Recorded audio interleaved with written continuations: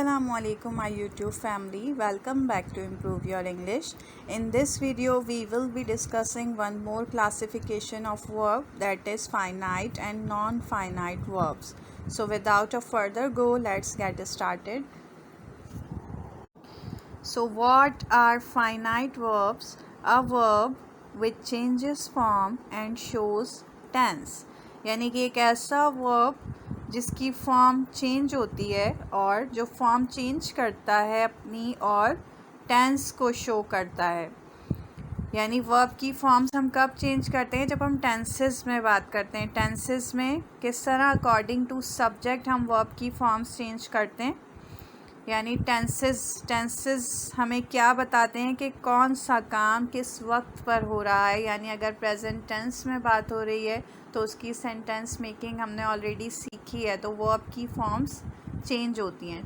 Present perfect हो या past simple हो तो यहाँ पर वर्ब की फॉर्म्स चेंज होती हैं अकॉर्डिंग टू सब्जेक्ट।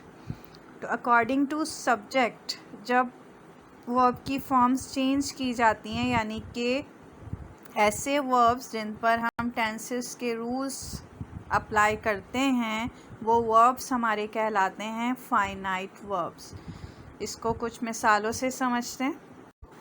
मिसाल के तौर पर अगर मैं कहूँ आई लिव इन कैनेडा, यानी मैं कनाडा में रहती हूँ, यहाँ पर मैं रहती हूँ, यानी अभी प्रेजेंट में मौजूदा ज़माने में भी मैं यहीं रहती हूँ, तो इसे यहाँ पर सब्जेक्ट के अकॉर्डिंग लिव का यूज़ किया गया है। और first person, second person, third person के बारे में हम ऑलरेडी पढ़ चुके हैं, तो यहाँ पर सब्जेक्ट के अकॉर्डिंग लिव यूज़ किया गया है। अब देखते हैं कि अगर हम यहाँ पर सेकंड पर्सन और थर्ड पर्सन यूज़ करते हैं तो फिर वर्ब की फॉर्म क्या हो जाएगी, या किसी का नाम यूज़ करते हैं। अब अगर हम यहाँ पर प्रेजेंट टेंस में किसी लड़की के बारे में बात करेंगे, यानी हम फिर कहेंगे शी लिव्स इन कैनेडा, क्योंकि ये थर्ड पर्सन सिंगुलर है तो इसलिए यहाँ पर इसके साथ एस का एडिशन किया गया लिव्स।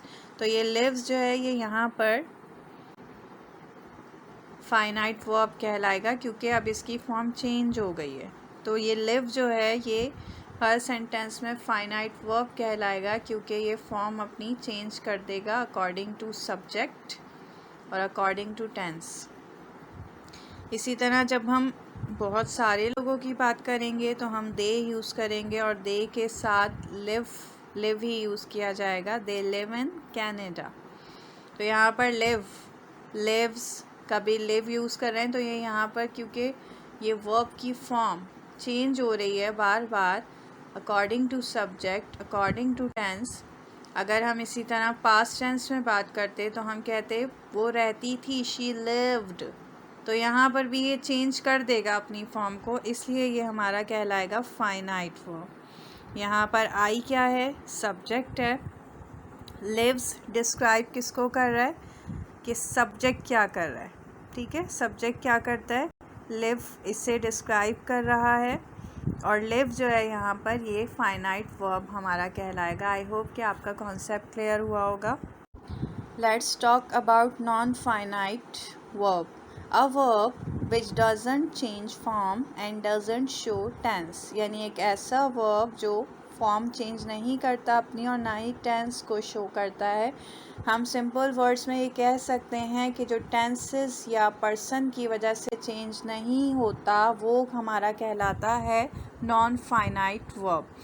अगर आपसे कोई नॉन फाइनाइट और फाइनाइट वर्ब्स का डिफरेंस पूछ ले, that what is the difference between finite and non finite verbs, तो आप सिंपल वर्ड्स में ये कह सकते हैं कि जो वर्ब सब्जेक्ट के अकॉर्डिंग अपनी फॉर्म को चेंज करता है, जिसकी फॉर्म चेंज की जाती है पर्सन के अकॉर्डिंग, जो टाइम को शो करता है, वो हमारा कहलाता है फाइनाइट वर्ब, यानी कि टेंस को शो करता है। और जो वर्ब अपनी फॉर्म को चेंज नहीं करता, पर्सन के अकॉर्डिंग उसकी फॉर्म चेंज नहीं की जाती और टेंस को शो नहीं करता, यानी टाइम को शो नहीं करता, वो हमारा कहलाता है नॉन फाइनाइट वर्ब। इसको मज़ीद मिसालों से समझते हैं तो आपको बिल्कुल क्लियर हो जाएगा कॉन्सेप्ट।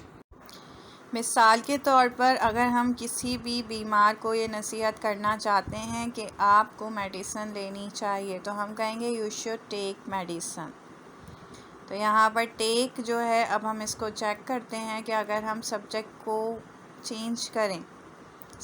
चेंज करें यानी कि अगर हम first person, second person, third person singular को ऐड करें यहाँ पर, तो फिर ये फॉर्म चेंज होती है या नहीं। अगर तो नहीं होगी तो ये नॉन फाइनाइट वर्ब कहलाएगा, और अगर होगी तो ये फाइनाइट वर्ब कहलाएगा।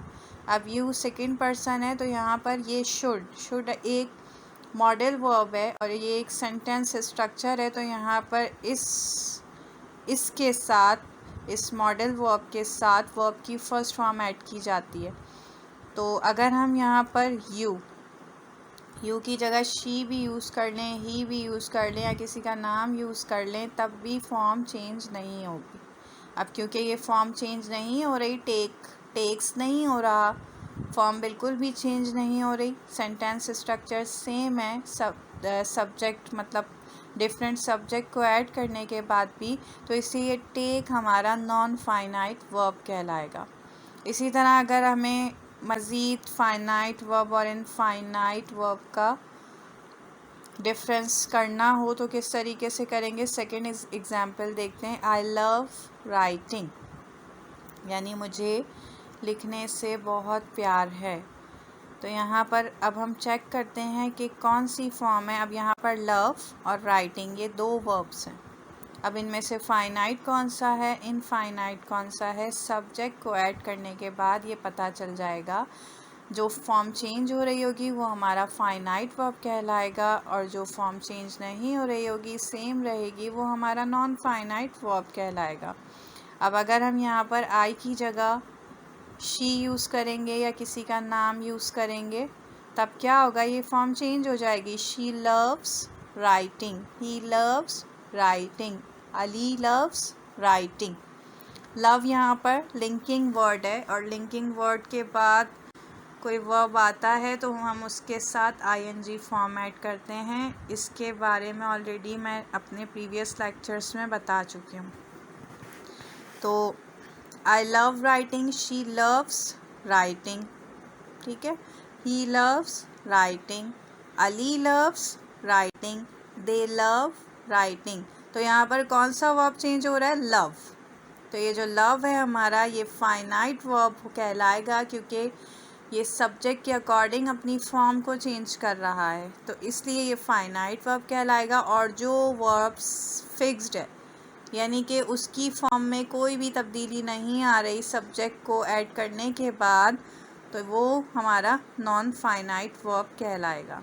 अब ये नॉन फाइनाइट वर्ब जो है, इसकी 3 कैटेगरीज़ होती हैं। अब क्योंकि अगर मैं आज समझा दूँ तो सब कुछ मिक्सअप हो जाएगा, ये कॉन्सेप्ट थोड़ा डिफ़िकल्ट भी है, तो इसलिए मैं अपनी नेक्स्ट वीडियो में आपके साथ ज़रूर शेयर करूँगी। आई होप कि आपका आज का कॉन्सेप्ट क्लियर हुआ होगा। So guys, that's all from my side. I hope you enjoyed this lesson. If you like it, kindly subscribe to my channel by clicking the subscribe button and share it with your family and friends. I'll see you in the next lesson. Until, keep practicing, keep growing. Have a nice day. Take care and goodbye.